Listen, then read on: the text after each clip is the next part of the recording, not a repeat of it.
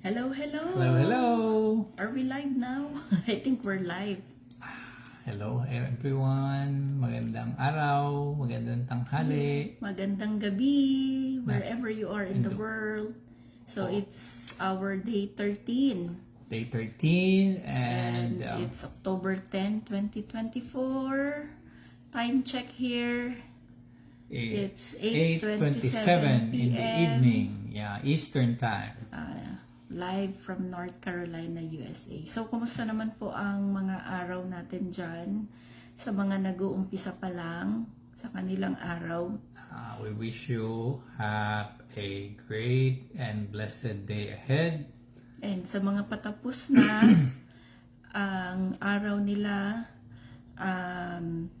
congratulations kasi nairaos yung araw na yon. Yeah. So, ngayong araw na to, it will just be a simple topic to share or to discuss. Sa lahat ng mga nangyayari sa atin, sa lahat ng mga nangyayari sa atin every day, what are you grateful for? Yeah. So, 'di ba parang napaka easy, parang napakadaling isipin kung ano, pero minsan mapapaisip ka, ano nga ba? Ano yung mga bagay na thankful ka sa buhay mo? Yun. And kadalasan marami tayong iniisip, marami tayong ginagawa na nakakalimutan na natin na kahit na mga maliliit na bagay, we should be grateful. Ika nga. Ano man yan siya, mapa-achievement, kahit trials yan. Trials, yes. So, kami, so far, siguro, apart from the small wins from our business, hindi naman palaging panalo tayo dyan. So, meron ding dumadating sa buhay namin na, alam mo yun, hindi maiiwasan. Marami. And ang dami nangyayari ngayon sa mundo. Alam niyo naman, kaguluhan sa Middle East, may hurricane sa Florida, magulo sa Pilipinas, lalo na sa political arena,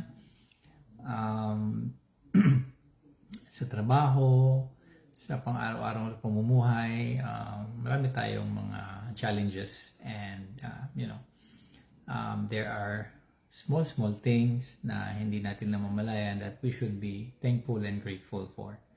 Especially, syempre, yung guidance galing sa itaas, yung mga blessings na pinapadala niya sa atin, directly, indirectly, sa pamamagitan ng ibang tao, sa mga action, sa mga pangyayari. So, iba-iba, syempre, ang pamamaraan ng Diyos para sa sa bawat isa. Hi, Auntie Laida. Hello, Auntie Laida. Thank you for watching. Dyan? So, sa akin lang, I'm grateful and I'm thankful kay June kasi yun nga, yung sa nangyari nga kay 30, ako pagka ganyan, panic, ganyan. So, siya, kalmado lang. Although, hindi madali as a parent na, alam mo yun, tanggapin kung ano yung mga nangyayari sa mga anak, 'di ba? Pero minsan sa doon ka sa kabiyak mo kukuha ng lakas ng loob. So kung mahina din siya, saan na kayo pupunta? Hindi ba? And depende naman yan sa, syempre, kung how you respond to a situation. Oo. Tama si Ante. Grateful si Ante kasi surrounded ng mababait na tao. Amen, Ante. Amen. Correct ka dyan, Ante. Oo. Dapat din maging thankful tayo sa mga tao kasi alam naman natin yung, although may mga ibang pinagdadaanan yung mga tao, pero andyan pa rin sila, handang tumulong sa'yo.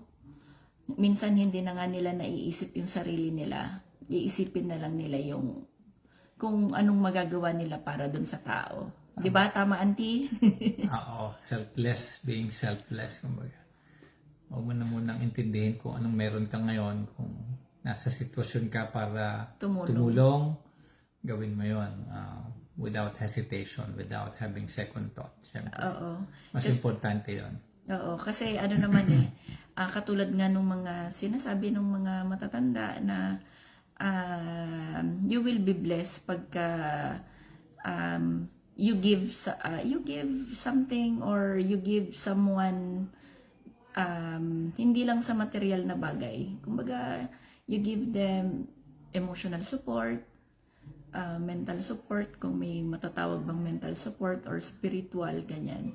So, it's not just material things na, alam mo yun, makakatulong ka as long as na yung thought ng pagtulong is bukal sa loob. Oo. And, the mere fact na andyan kayo, may mere presence is more than enough na tulong para, Oo.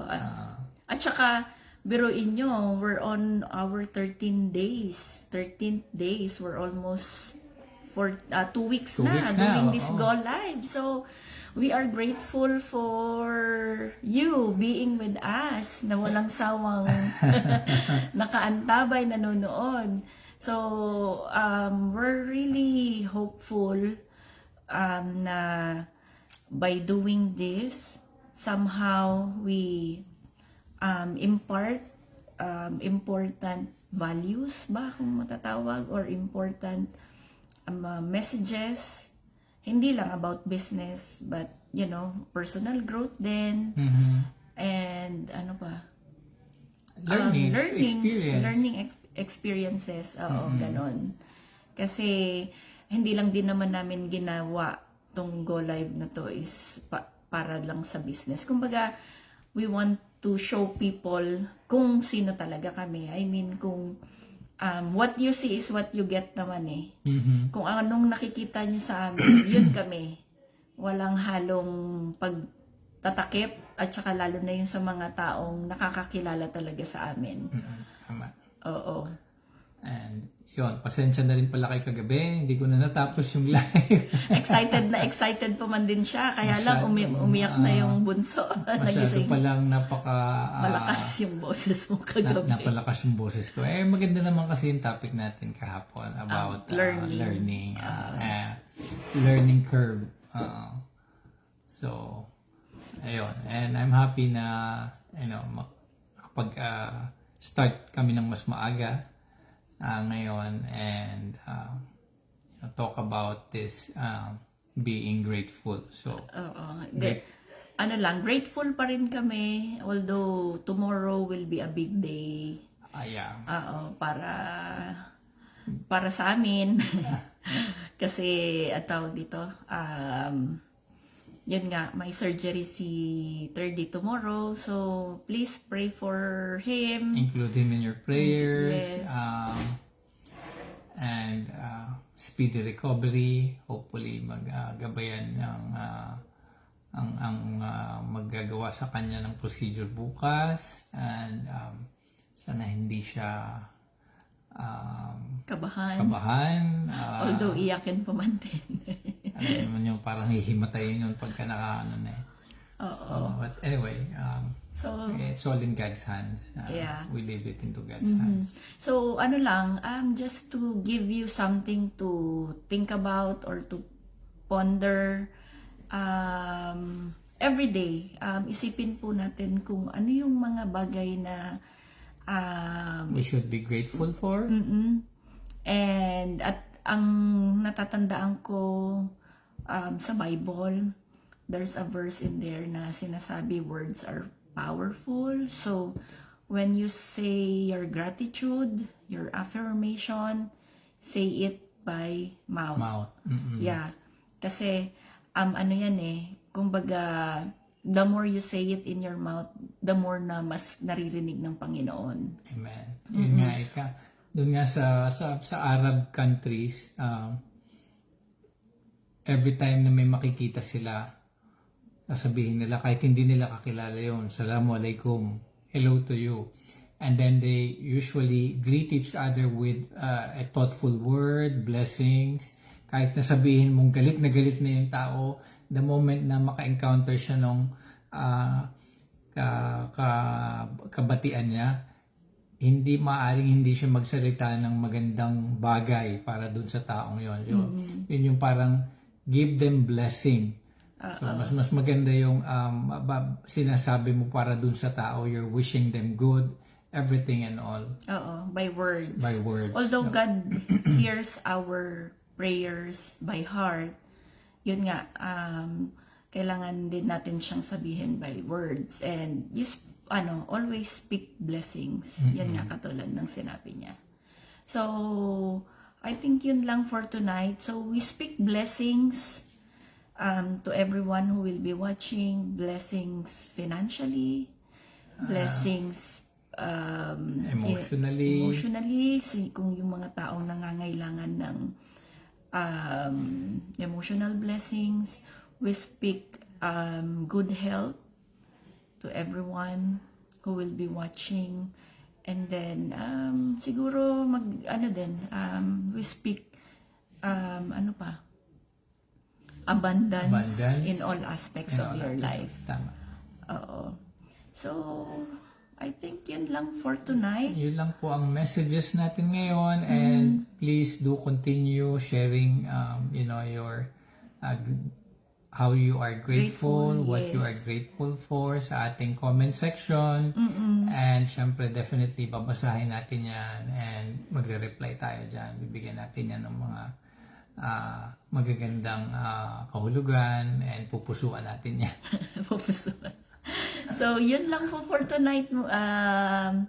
Magandang gabi na sa inyong lahat ulit. Magandang araw, magandang tanghali kung nasan man kayo. Oo, ingat po tayo palagi at saka Keep on praying.